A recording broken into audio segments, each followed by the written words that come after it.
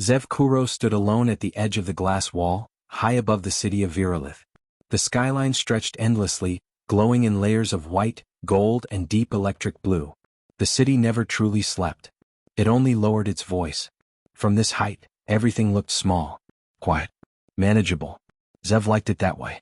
His reflection stared back at him in the glass, sharp jaw, dark eyes, the faint shadow of his tattoo crawling up the side of his neck like something alive beneath the skin.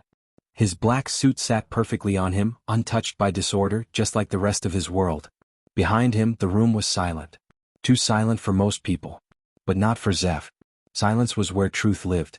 And tonight, truth was kneeling on the marble floor 10 steps behind him. The man was shaking. Not violently. Not dramatically. Just enough to show he understood where he was and who stood in front of him. His hands were tied, but that wasn't what kept him still.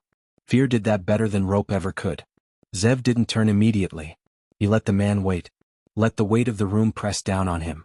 When Zev finally spoke, his voice was low, calm and precise. "You didn't think I'd notice? Or you hoped I wouldn't care?" The man swallowed hard. I made a mistake." Zev slowly turned, his gaze landing on him like a blade. "No," he said, stepping forward. "A mistake is forgetting a number. This," he gestured slightly with his hand, "this is a decision." The man's breathing became uneven. "I needed the money. It wasn't supposed to. Everything is supposed to," Zev cut in, his tone unchanged. He walked closer, each step measured, controlled. "You took from me. That means you believed you could survive it." The man shook his head quickly. "No, I didn't." Zev stopped directly in front of him. Close enough now that the man couldn't look anywhere else. "Then explain why you're still breathing." The room went still again. Zev didn't raise his voice. He didn't need to. 2 men stood near the walls, silent, watching. Loyal. Or at least they believed they were. Zev glanced at them briefly, then back at the traitor. "Stand," Zev said. The man hesitated for half a second before forcing himself up. His legs were weak, but he stood. Zev stepped aside slightly, giving space, not out of kindness but for clarity. "Tell me," Zev said, folding his hands behind his back, "if I let you walk out of here, what would you do next?" The man blinked, confused. I would leave. I wouldn't come back." Zev studied him. Then gave the smallest nod. "Of course you wouldn't." He turned his head slightly toward one of his men. "Give him a gun." The room shifted. The air tightened.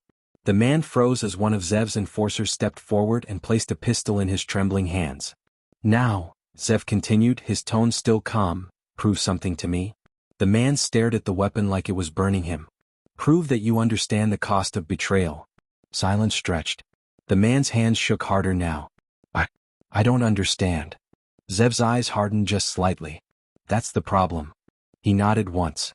The enforcer behind the man moved without hesitation. A single shot echoed through the penthouse. The body dropped instantly. No struggle. No second chance.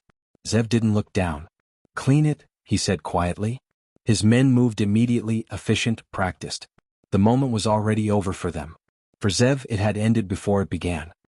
He walked away, back toward the glass wall as if nothing had happened. Below, the city continued glowing, unaware of the life that had just ended above it. Power didn't announce itself. It simply acted. A soft sound came from behind him, not fear, not movement. Just small footsteps. Zev didn't turn this time. He already knew who it was. "You stayed awake," he said. Velas stood near the doorway, his small frame still, his eyes sharp and observant. Nairi stood slightly behind him, her fingers lightly gripping his sleeve. Neither of them looked at the blood. They looked at Zev. "We heard voices," Velas said quietly. Zev turned now, his expression unchanged, but something in his posture shifted. Not softer. Just different. "And?" Velas tilted his head slightly. The man was lying. Nairi nodded once, her voice barely above a whisper. His breathing changed. Zev studied them for a moment. There was no fear in their eyes. Not confusion. Just awareness. He walked toward them slowly, stopping a few feet away. "Go back to your room," he said. Not harsh. Not gentle. Just clear. Velas didn't move immediately. "When people lie," he said, "do they always disappear?" Zev held his gaze. "Yes." Velas seemed to think about that, then nodded once. He turned, guiding Nairi with him, and the two of them disappeared down the hallway without another word. Zev watched them go, his expression unreadable. Behind him, the last trace of the body was already being erased. The world returned to order. Almost. In the far corner of the room, unnoticed by most, Irindra Vale stood near one of the side consoles. She had been there long before the man was brought in. So, quiet. Invisible by design. Her eyes moved, not quickly, not nervously, but carefully. She wasn't watching the execution. She was watching everything else. The timing of movements. The positioning of guards. The rhythm of the room. When Zev spoke, she listened. When others moved, she measured. And when the room settled, she noticed what didn't. A slight delay in one of the system panels. A flicker that shouldn't have existed. A pattern that didn't align. She stepped forward slightly, her voice calm, almost blending into the silence. There's a delay in your internal relay. Zev didn't turn immediately. Explain. It's small, she said. But consistent. Something is passing through your system that shouldn't be there. One of the guards frowned. That's not possible. Our network is closed. Irindra looked at him briefly, then back at Zev.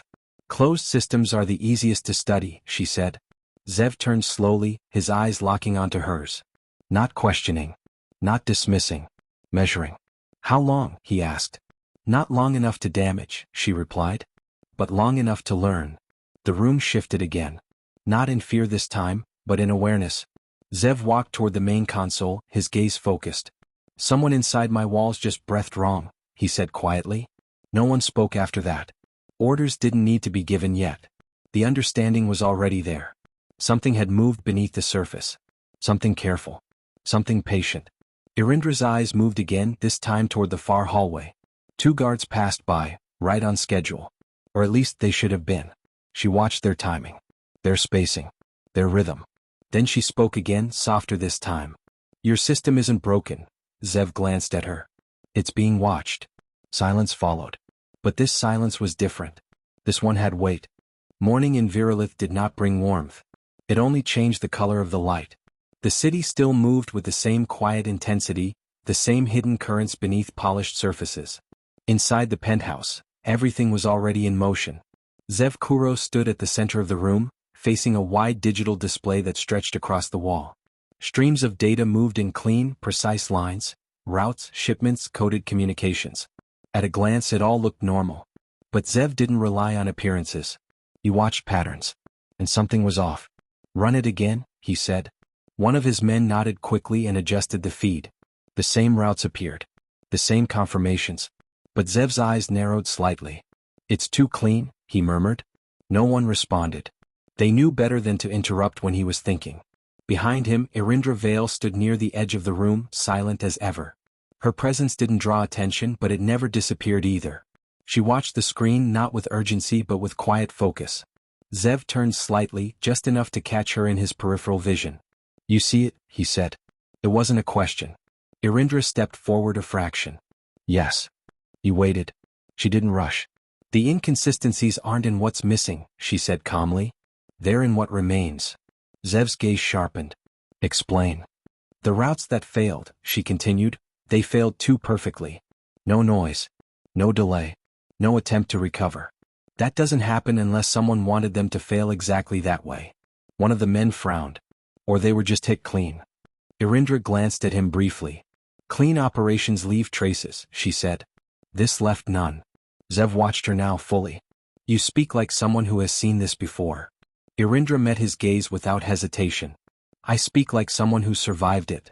The room fell quiet again. Not uncomfortable. Just aware. Zev turned back to the screen. Names, he said. Everyone with access to these routes. A list appeared. High-ranking members. Trusted individuals. People who had stood beside him for years. Zev studied each name without emotion. Bring them in. One by one. The process began immediately. The first man entered with confidence. The second with caution. The third with controlled calm. Each of them believed they understood the situation. Each of them was wrong. Zev didn't accuse. He asked simple questions. Clear. Direct. Their answers were measured, but Zev wasn't listening to their words. He was watching everything else. Timing. Breathing. Eye movement. Irindra remained in the background, silent, but her presence shifted the room in ways most didn't notice. When Zev paused, she would speak, never over him, never before him. Only at the exact moment it mattered. Ask him about the second shipment, she said once, her tone quiet. Zev didn't look at her, but he followed. The man hesitated. Just for a second. It was enough. Another time she simply said, "He's repeating himself." Zev adjusted his approach. The cracks widened. She never gave orders. She didn't need to. By the time the fourth man left the room, the tension had changed. No one felt safe anymore. Not even the loyal ones. Zev dismissed them all. "Watch them," he said to his men. "But don't touch them yet." When the room cleared, silence returned. Zev remained standing, his posture unchanged. Irindra stayed where she was. "You're narrowing it," she said. Zev didn't respond immediately. "I'm removing noise," he said finally. "The truth will stay." Irindra's gaze lingered on him for a moment, not questioning, not impressed. Just observing. Then she looked back at the screen. "They're not rushing," she said. "That's what makes it dangerous." Zev turned slightly toward her. "They're not afraid of time." "No," she said. "They're using it." The next hours passed without pause. Reports came in. Small failures. Missed signals. Intercepted communications that led nowhere. One of Zev's outer operations went dark. No distress call. No warning. Just silence. One of his men approached carefully. "We lost contact with the Krav line." Zev didn't react outwardly. "How long?" 20 minutes. Zev's jaw tightened slightly. "Too long." He moved toward the console, his mind already ahead of the information. "They didn't just hit it," he said. "They erased it." Irindra stepped closer, her eyes scanning the data. "And they made sure you wouldn't notice immediately." Zev glanced at her briefly. That same deliberate pause. Then back to the screen. "They want me to keep operating," he said. "As if nothing is wrong." "Yes," she replied. "Because that's when you're most predictable." The room grew colder, not in temperature but in awareness. This wasn't random. This wasn't chaos. This was design. Later that evening, the penthouse quieted again. The city lights reflected softly against the glass. Zev stood near the window, his thoughts moving faster than the world below. Behind him, small footsteps approached. Velas stopped a few feet away. Nairi stayed close beside him. Zev didn't turn immediately. "You're not asleep," he said. "Neither are you," Velas replied. Zev turned slightly, looking down at him. There was no defiance in the boy's voice. Just observation. "Something is wrong," Velas continued. Zev studied him. "What makes you think that?" Velas hesitated, then said, "People are quieter." Nairi nodded softly. "They don't look at you the same." Zev held their gaze for a moment. Then he crouched slightly, bringing himself closer to their level. "Sometimes," he said, "when people make the wrong choices, they disappear." Velas didn't look away. "Why do people disappear when they lie to you?" Zev paused. "Not long. Just enough to feel it." "Because lies break trust," he said. "And without trust, nothing holds." Velas seemed to think about that. Nairi stayed silent, her eyes moving between them. Zev stood again. "Go back to your room." This time they didn't question it.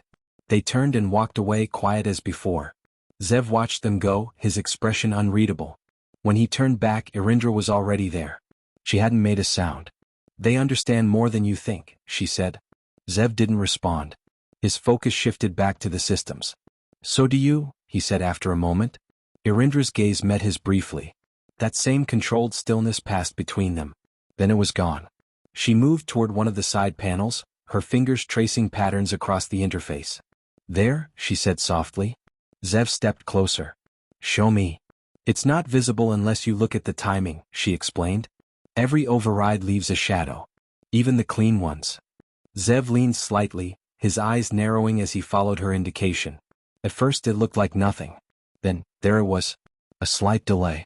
A repeated access point. Hidden beneath normal operations. "Internal," Zev said. "Yes." "Authorized."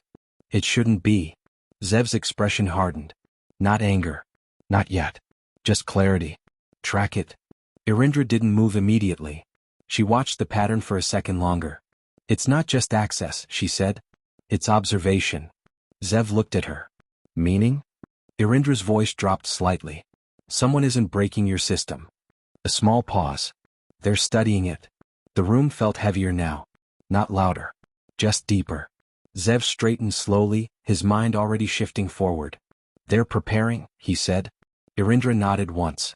Then, almost under her breath, she added, "This isn't an attack, Zev's eyes remained fixed on the data. It's preparation. The night didn't break with noise. It unraveled. The lights in Zev Kuro's penthouse flickered once, barely noticeable, like the building had taken a breath. Then again. Then sections of the system began to dim, not all at once, but in sequence. One corridor. One panel. One layer at a time. Zev stood still in the center of the room watching it happen. He didn't ask for confirmation. He didn't call for reports. He already understood. This wasn't failure. This was design. The last active panel blinked, hesitated, then went dark. Silence followed. Not the calm kind. The kind that presses against your senses. Zev's voice cut through it, low and certain. They're inside. No one questioned it. No one needed to. His men moved instantly, reaching for weapons, positioning themselves by instinct. But something was already wrong. The usual rhythm of security, footsteps, signals, quiet acknowledgments, was gone. Replaced by absence. Zev walked toward the hallway, his movements controlled, his expression unchanged. He didn't rush. Rushing meant reacting. And he wasn't reacting. He was adjusting. As he stepped into the corridor, the first sign appeared. A body. One of his guards lay against the wall, eyes open, throat marked with a clean, precise cut. No struggle. No sound. Zev didn't stop. He didn't need to check. He moved past him, his gaze already shifting forward. Another turn. Another hallway. Another body. Different position. Same precision. Whoever was inside didn't waste movement. They didn't leave chaos behind. They left silence. Zev's grip on his weapon remained steady. His breathing even. But his eyes sharpened with every step. This wasn't an attack meant to overwhelm. This was controlled. Measured. Intentional. Ahead, the corridor leading to the children's wing stood darker than the rest. Not fully black. Just dimmer. Like something had passed through it recently. Zev's pace didn't change, but something in him shifted. Not fear. Not panic. Something colder. More focused.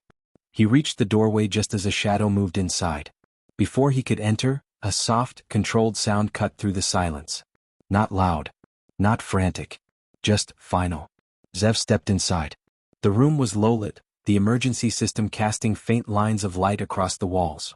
On the floor, an attacker lay motionless, his body angled unnaturally, his weapon still in his hand, but unused. Standing a few steps away, Irindra Vale lowered her arms slowly, her movements calm, precise. There was no rush in her breathing. No tension in her posture. Just control. Zev's eyes moved from the body to her. He didn't speak. He watched. Not questioning. Not surprised. Observing. Irindra glanced at him briefly, then back toward the corner of the room. Stay where you are, she said softly. Valus and Nairi were pressed against the wall, close to each other, their eyes wide, but not panicked. They weren't looking at the body. They were looking at her. Look at me, Irindra continued, her voice steady. Not them. Stay with me. Valus focused immediately. Nairi followed. Their breathing slowed, matching the calm in her tone. Zev noticed that. Not the words but the effect. He stepped further into the room, his presence filling the space without disrupting it. His gaze returned to Irindra. For a brief moment it paused. Not soft. Not questioning. Just deliberate. Then it moved again. Footsteps echoed faintly from the hallway. More than one. Zev turned instantly, positioning himself between the entrance and the children. Irindra shifted without being told, moving to the opposite side. No discussion. No command. Just alignment. The first attacker entered fast, weapon raised, but not fast enough. Zev fired once. Cling. Direct. The body dropped before it fully crossed the doorway. The second followed immediately, adjusting his aim, but Irindra was already moving. She stepped forward, closing the distance before he could react, her motion fluid and controlled. A sharp movement. A precise strike. The attacker collapsed without a sound. The room fell silent again. But not empty. Not safe. Zev didn't lower his weapon. More, he said quietly. Irindra nodded once. They're spreading through the structure. Zev's eyes flicked toward the hallway. Not rushing. No, she said. They're spacing themselves. Another sound. Further away this time. A door opening. Then closing. Not forceful. Not loud. Intentional. Zev's jaw tightened slightly. They're mapping, he said. Irindra's gaze sharpened. Yes. A brief pause. Then she added, they're mapping the house, testing response time. Zev absorbed that without reaction. But something in the air shifted. This wasn't about taking control. This was about learning how control worked. Another body appeared in the hallway. Then another. Not all at once. One at a time. Like markers. Zev stepped out, scanning the corridor. Irindra followed, staying close enough to support, far enough to move independently. The twins remained where they were, exactly as instructed. Still. Quiet. Observing. More footsteps. This time from two directions. Zev adjusted his position, angling himself toward the first approach. Irindra moved without hesitation, covering the second. The attackers came in staggered. Not reckless. Not aggressive. They moved like they expected resistance, and wanted to measure it. Zev fired twice. Both shots landed. No wasted movement. Irindra intercepted the next, her actions sharp, controlled, almost silent. Within seconds the corridor was still again. But the pattern remained. They kept coming. Not in force. In sequence. Zev stepped back slightly, his mind already ahead of the moment. They're not trying to break through, he said. Irindra glanced at him. No, another pause. They're learning how you respond. Zev's eyes darkened slightly. Not anger. Recognition. Then we changed the response. Irindra's lips moved just slightly, not a smile, not approval. Just acknowledgement. Agreed. The next wave didn't come immediately. The silence stretched again, heavier this time. Zev turned back toward the room. The twins were still in place, their eyes fixed on him now. Not afraid. Waiting. He stepped toward them, his voice low but firm. We're leaving. Velas nodded once. Nairi tightened her grip on his sleeve. Irindra moved to the front this time, her eyes scanning ahead. Zev stayed behind them, his presence solid, unyielding.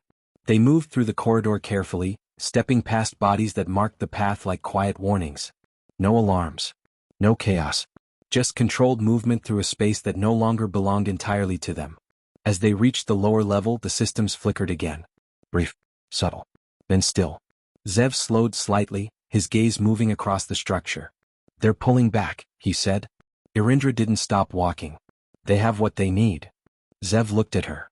Which is? She met his gaze for a fraction of a second. Understanding. They reached the exit without resistance. No final push. No last attempt. Just absence. The night outside was calm. Too calm. Zev guided the twins forward, his posture unchanged, his focus absolute. Irindra stayed close, her attention still scanning, still measuring. As they stepped away from the estate, Zev glanced back once. Not at the building, but at what it represented. Then he spoke, his voice low, controlled. This wasn't war. Irindra walked beside him, her expression steady. No, a small pause. Then quietly, this was measurement. The tower stood far from the center of Virulith, hidden in plain sight among structures that looked important but were rarely questioned. From the outside it was just another corporate building, clean glass, sharp edges, no identity. Inside it was something else entirely. Controlled. Still. Untouchable. Zev Kuro stepped into the upper level without slowing, the doors closing behind him with a quiet finality. The space was wide, minimal, and secure. No unnecessary design. No distractions. Just function. The twins were already inside, guided ahead of him. Velas moved toward the far side of the room, his eyes scanning everything as if trying to understand where they were. Nairi stayed close, her presence quieter, but just as aware. Zev watched them for a brief moment, making sure they were steady. Then his attention shifted. Irindra Vale stood near one of the consoles, her posture calm, her focus already on the systems. She hadn't spoken since they arrived. She didn't need to. Zev walked toward her, his steps measured. This place, he said, who knows about it?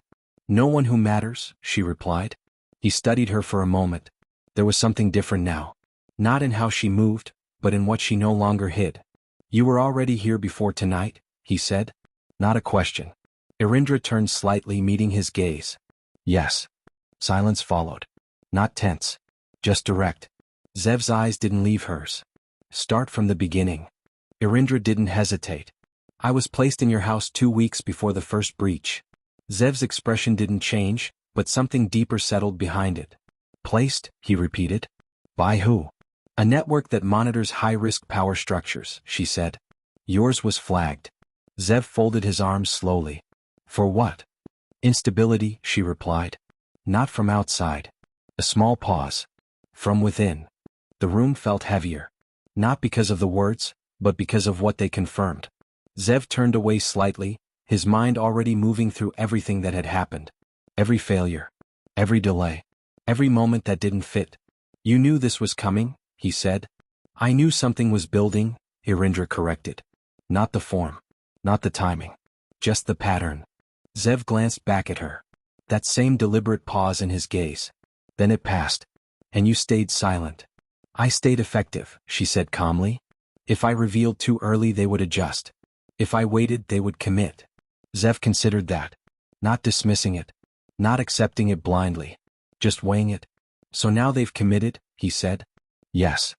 And now you speak. Irindra held his gaze. Because now you can act. Zev turned fully, walking toward the main console. Then explain the objective. Irindra stepped closer, activating a hidden layer of the system. Data appeared, not broad, not obvious. Focused. Precise. They're not just targeting your operations, she said. They're studying your bloodline. Zev's hand paused slightly above the console. Just for a second. Then it lowered. Explain. The breaches weren't random, she continued. They were controlled exposures. They accessed your internal systems, your medical records, your genetic archives. Zev's eyes darkened slightly. Why? Irindra's voice remained steady. Because they're building leverage. She adjusted the display, revealing fragments of encrypted data. A biological leverage system tied to rare genetic traits. The words settled slowly. Not because they were unclear, but because of what they implied. Zev stood still, his posture unchanged, but the air around him shifted. They touched my bloodline, he said quietly. Irindra met his gaze.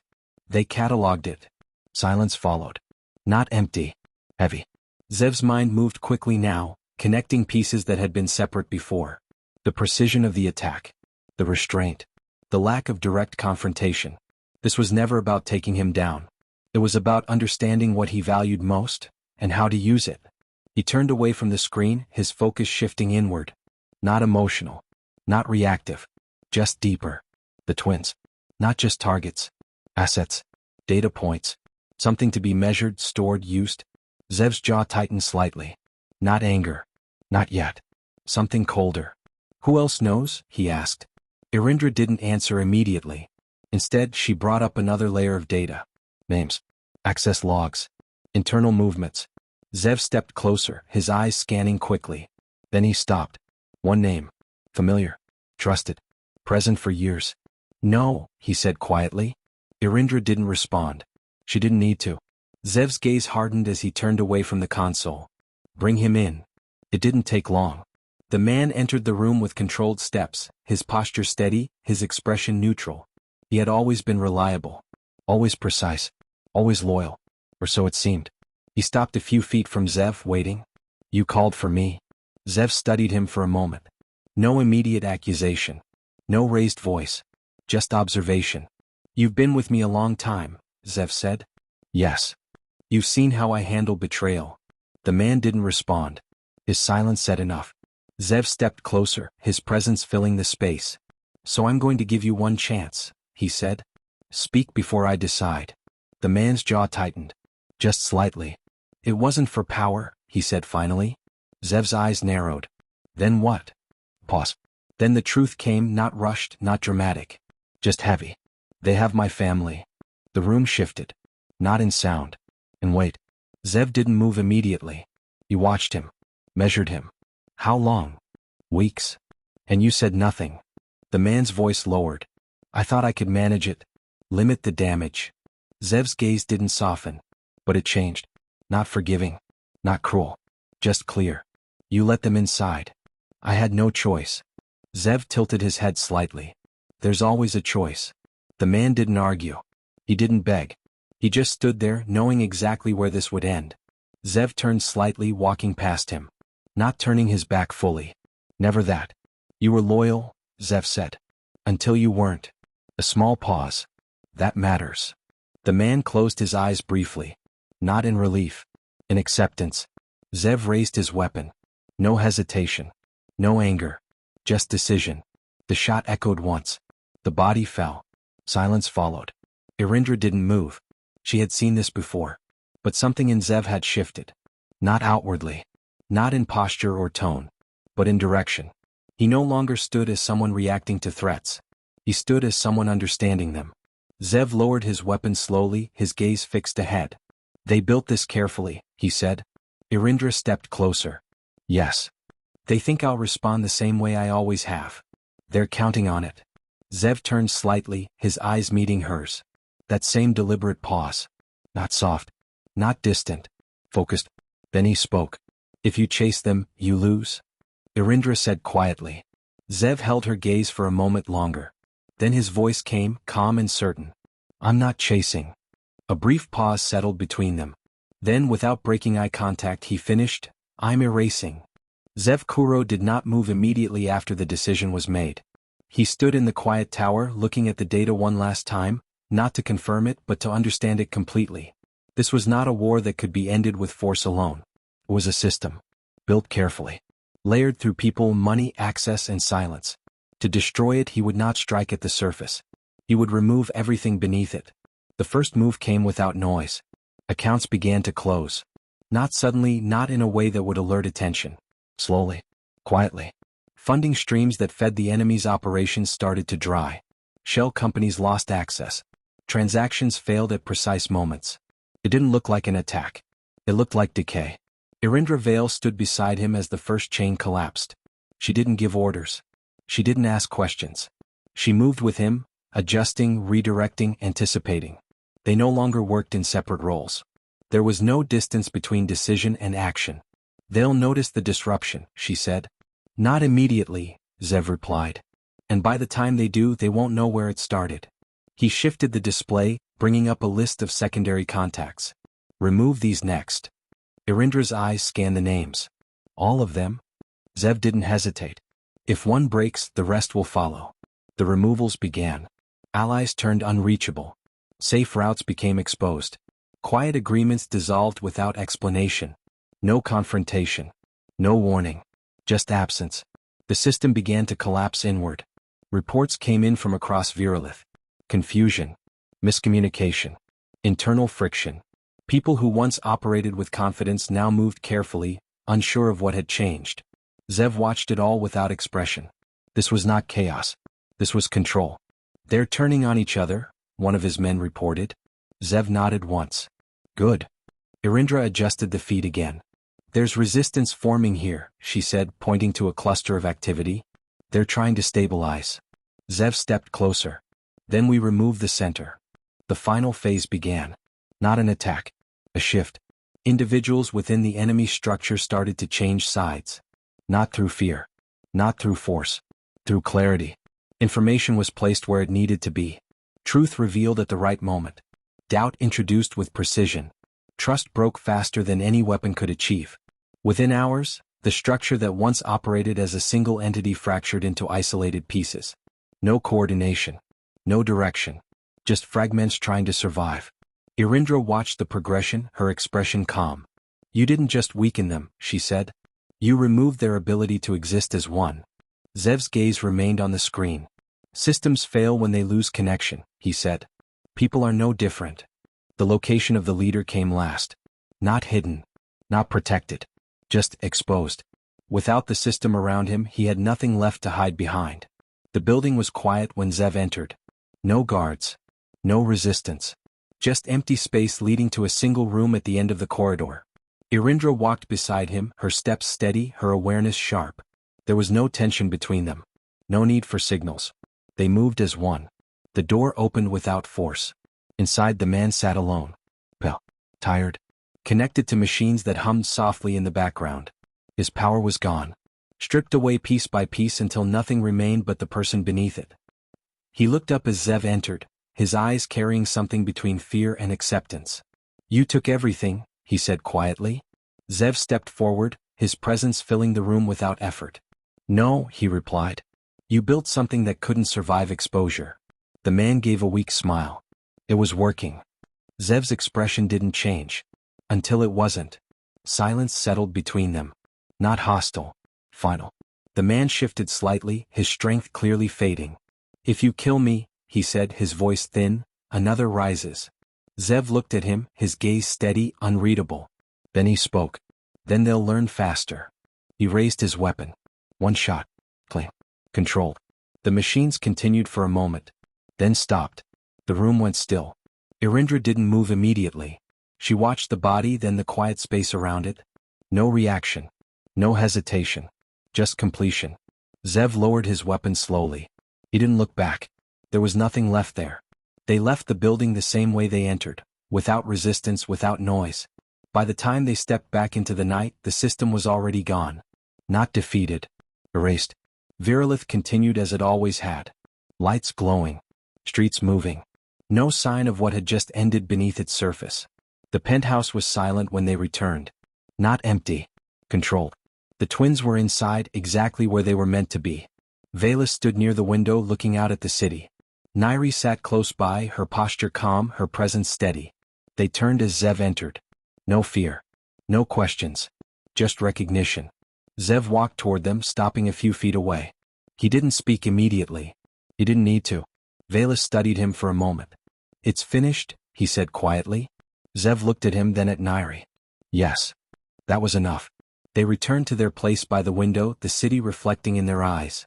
Irindra remained near the entrance for a moment, then stepped forward. She stopped beside Zev, her presence no longer distant, no longer hidden. The silence between them wasn't empty. It held everything that had happened. Everything that had changed. She looked at the city, then at him. "It's over," she said. Zev didn't answer immediately. His gaze remained fixed on the skyline of Virulith, the endless stretch of light and structure beneath the night. Then he spoke. No, a brief pause followed. Not hesitation. Clarity. Now they know. Irindra's eyes remained on him for a moment longer, then returned to the city. No disagreement. No question.